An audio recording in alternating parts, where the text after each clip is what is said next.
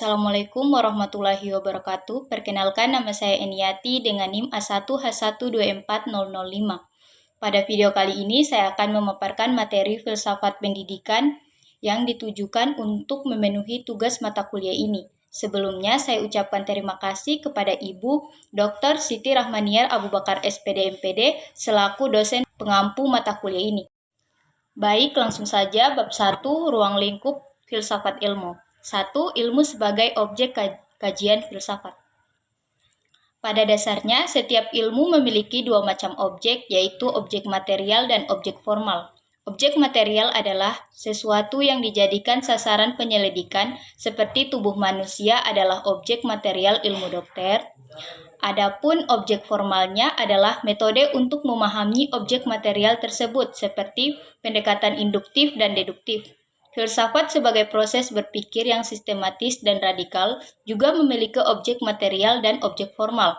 Objek material filsafat adalah segala yang ada, yang mencakup yang tampak dan yang tidak tampak. Ada yang tampak adalah dunia empiris, sedangkan ada yang tidak tampak adalah alam metafisika. Sebagian filosofis memberikan objek material filsafat atas 3 bagian, yaitu yang ada dalam alam empiris, yang ada dalam pikiran, dan ada yang ada dalam alam kemungkinan. Adapun objek formal filsafat adalah sudut pandang yang menyeluruh, radikal, dan rasional tentang segala yang ada. 2. Pengertian filsafat ilmu. Filsafat dalam bahasa Inggris yaitu filosofi, adapun istilah filsafat berasal dari bahasa Yunani yaitu filosofia yang terdiri atas 2 kata, philos cinta atau philia persahabatan, tertarik kepada, dan sophos hikmah kebijaksanaan, pengetahuan dan keterampilan. Jadi, secara etimologi, filsafat berarti cinta kebijaksanaan atau kebenaran, juga disebut love of wisdom. Nya disebut filosof, yang dalam bahasa Arab disebut filosof. Bab 2, sejarah perkembangan ilmu. 1. Zaman Yunani. Periode filsafat Yunani merupakan periode sangat penting dalam sejarah peradaban manusia, karena pada waktu ini terjadi perubahan pola pikir manusia dari mitosentris menjadi logosentris. Filosofis alam pertama yang mengkaji tentang asal-usul alam adalah Thales tahun 624 sampai 546 sebelum Masehi. Ia digelari Bapak Filsafat karena dia adalah orang yang mula-mula berfilsafat dan mempertanyakan apa sebenarnya asal-usul alam semesta ini. Pertanyaan ini sangat mendasar terlepas dari apapun jawabannya. Herakleitos tahun 540 sampai 480 sebelum Masehi melihat alam selalu dalam keadaan berubah. Pitagoras tahun 580 sampai 500 sebelum Masehi mengembalikan sesuatu kepada bilangan.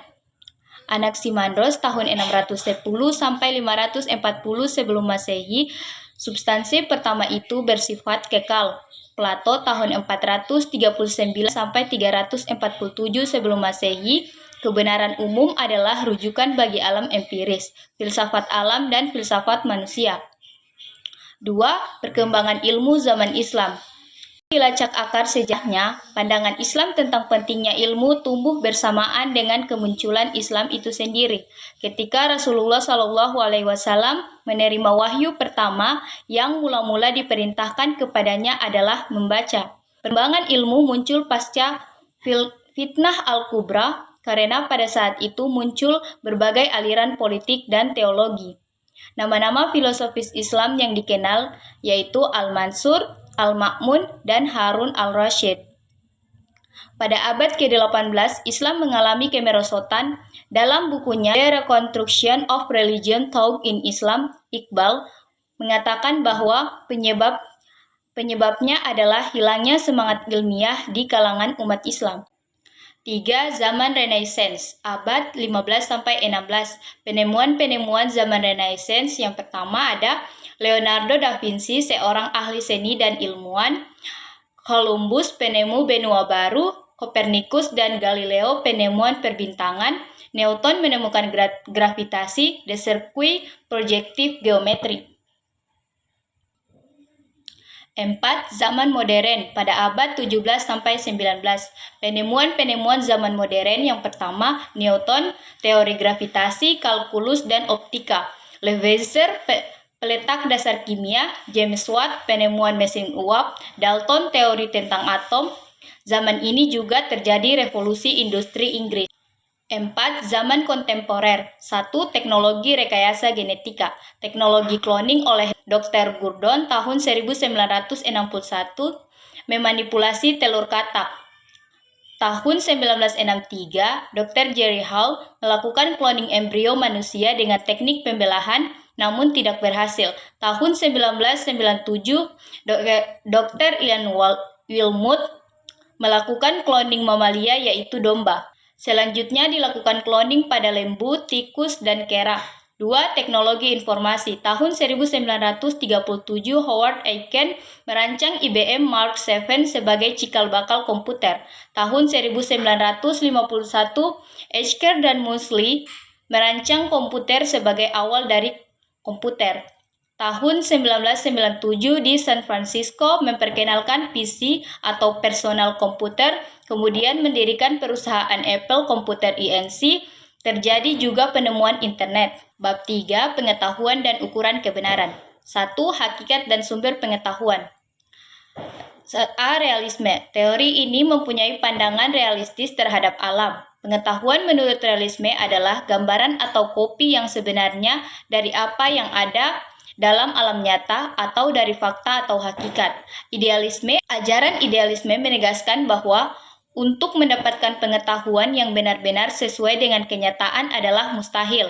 Pengetahuan adalah proses-proses mental atau proses psikologis yang bersifat subjektif. Oleh karena itu, pengetahuan bagi seorang idealis hanya merupakan gambaran subjektif dan bukan gambaran objektif tentang realitas. 2. Sumber pengetahuan. Empirisme. Kata ini berasal dari kata Yunani empirikos, artinya pengalaman. Menurut aliran ini, manusia memperoleh pengetahuan melalui pengalamannya. Dan bila dikembalikan kepada kata Yunaninya, pengalaman yang dimaksud ialah pengalaman indrawi. Rasionalisme aliran ini menyatakan bahwa akal adalah besar kepastian pengetahuan yang benar diperoleh dan diukur dengan akal manusia. Intuisi. Menurut Henry Bergson, intuisi adalah hasil dari evolusi pemahaman yang tertinggi. Wahyu adalah pengetahuan yang disampaikan oleh Allah kepada manusia melalui perantara para nabi. 3. Ukuran kebenaran. Teori yang menjelaskan kebenaran adalah teori korespondensi, teori koherensi, teori pragmatisme, dan teori agama. Bab 4. Dasar-dasar ilmu. 1. Ontologi, yaitu the theory of being, qui-being, atau ilmu tentang keberadaan. 2. Epistemologi atau teori pengetahuan ialah cabang filsafat yang berurusan dengan hakikat dan lingkup pengetahuan, pengandaian dan dasar-dasarnya, serta pertanggungjawaban atas pernyataan mengenai pengetahuan yang dimiliki.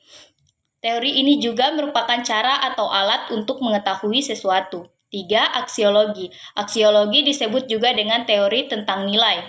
Nilai-nilainya seperti nilai etika, nilai moral, nilai objektif, nilai subjektif, dan lain sebagainya. Bab 5. Sarana ilmiah. 1. Bahasa.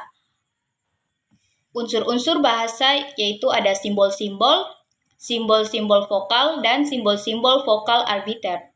Fungsi bahasa yang pertama, fungsi instrumental, yaitu penggunaan bahasa untuk mencapai suatu hal yang bersifat materi seperti makan, minum, dan sebagainya. 2. Fungsi regulatoris, penggunaan bahasa untuk memerintah dan perbaikan tingkah laku. 3. Fungsi interaksional, penggunaan bahasa untuk saling mencurahkan perasaan, pemikiran antara seseorang dan orang lain. 4. Fungsi personal, seseorang menggunakan bahasa untuk mencurahkan perasaan dan pikiran. 5. Fungsi heuristik atau penggunaan bahasa untuk mencapai mengungkap tabir fenomena dan keinginan untuk mempelajarinya. 6. Fungsi imajinatif, penggunaan bahasa untuk mengungkapkan imajinasi seseorang dan gambaran-gambaran tentang discovery seseorang dan tidak sesuai dengan realita atau dunia nyata. 7. Fungsi representasional, Penggunaan bahasa untuk menggambarkan pemikiran dan wawasan serta menyampaikannya pada orang lain. 2. Matematika. 1. Matematika sebagai bahasa. Matematika adalah bahasa yang melambangkan serangkaian makna dari serangkaian pernyataan yang ingin kita sampaikan. Lambang-lambang matematika bersifat artifisial. 2. Matematika sebagai sarana berpikir deduktif. Matematika merupakan ilmu deduktif, yaitu penyelesaian masalah. 3. Matematika untuk ilmu alam dan sosial.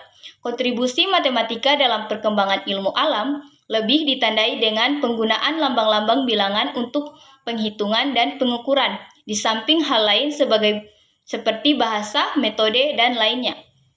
3. Statistik. Statistik berasal dari kata status, bahasa Latin, dan state, bahasa Inggris yang artinya negara. Secara terminologi, statistik adalah kumpulan bahan keterangan berupa angka atau bilangan.